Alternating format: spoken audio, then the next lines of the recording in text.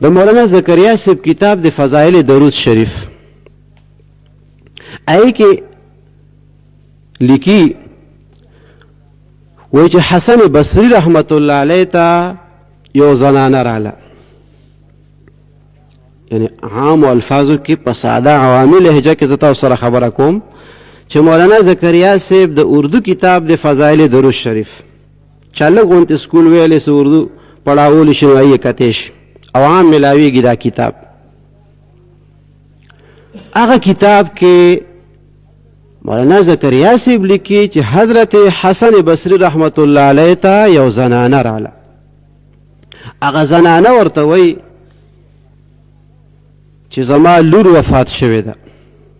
او ډېر وخت خو ما په خوب کې نه ده لیدلې، تاسو راته څه وظیفه وښایئ، څه راته وښایئ چې هغه زه ویمه چې دا خپله لور په خوب کې وینم، ملاقات مې ورسره وشي. حضرت حسن بصری رحمت الله علیه هغه زنانه ته ووایي چې ته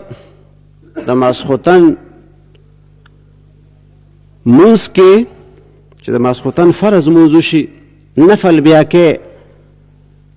نو 4 رکعاته نفل وکړه. یو رکعت کې قل یا ایها الکافرون سورت وایا او ورپسې بل رکعت کې بیا قل هو الله احد سورت وایا. دغه شانتې رکعتونه 4 وکړه او بیا درود شریف وایا.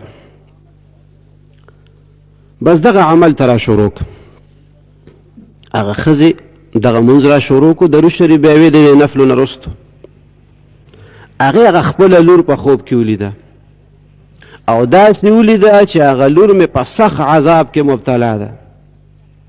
وی د تارکولو لباس دی او دا لاسونه په زنځیرونو باندې تړلي شوي دي او ډېره په مصیبت کې ده. دا ښځه چې راپاڅېده نو ډېره خفه ده چې وګوره ما هغه لور اول لیدنه او چې اوس مې ولیده نو داسې په سخت عذاب کې. بیا وی دغه حسن بصری رحمت الله علیه هغه مبارک هغه جنۍ په خوب کې ولیده او داسې ولیده چې هغه د نور په یو تخت باندې ناسته ده او ډېر ښایست ورته الله تعالی ورکړی، یو حسین او جمیل انسان دی، یو جنۍ ده او یو نورانی تاج هم په سر کړی دی، یو ښایسته شکل کې ولیده. حسن بصری رحمت الله علیه ته تپوس وکړو چې ته څوک یې؟ هغې ورته ویل زه د هغه ښځې لور یم هغه چې تا ته راغلې وه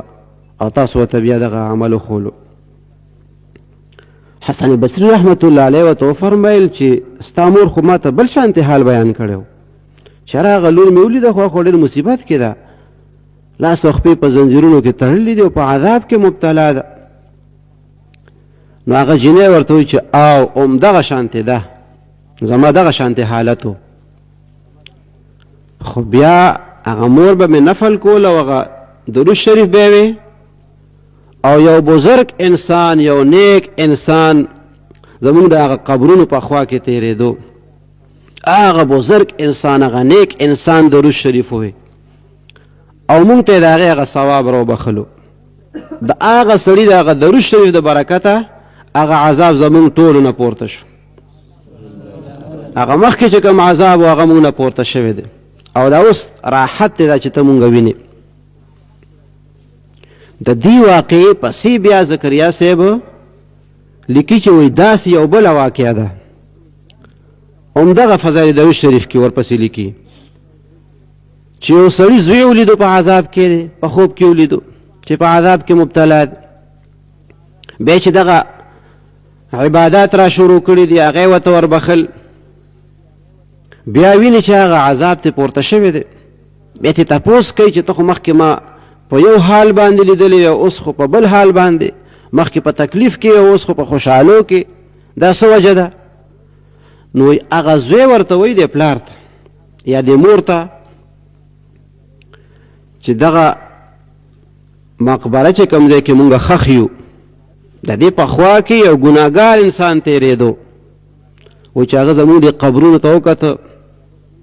نو عبرت حاصل کو، یاره پرې راغله، آخرت یې رایاد شو، قبر یې رایاد شو چې یو ورځ به زه هم دغه شانتې په قبر کې یم، ټول عمر به ژوندی نه یم. نو د هغه کس آخرت رایاد شو او دغه دوران کې هغه د قرآن شریف تلاوت وکړو او وایي 20 ځله درود شریف ووایي او هغه سړي هغه درود شریف او د تلاوت هغه ثواب مونږ ته راوبخلو نو وایي زه او ما سره چې په عذاب کې څومره ملګري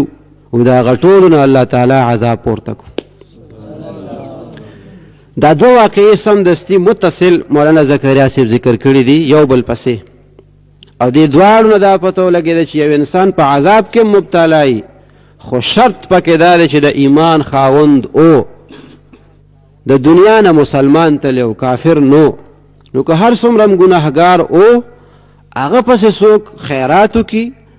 تلاوت ثواب ورته وبخي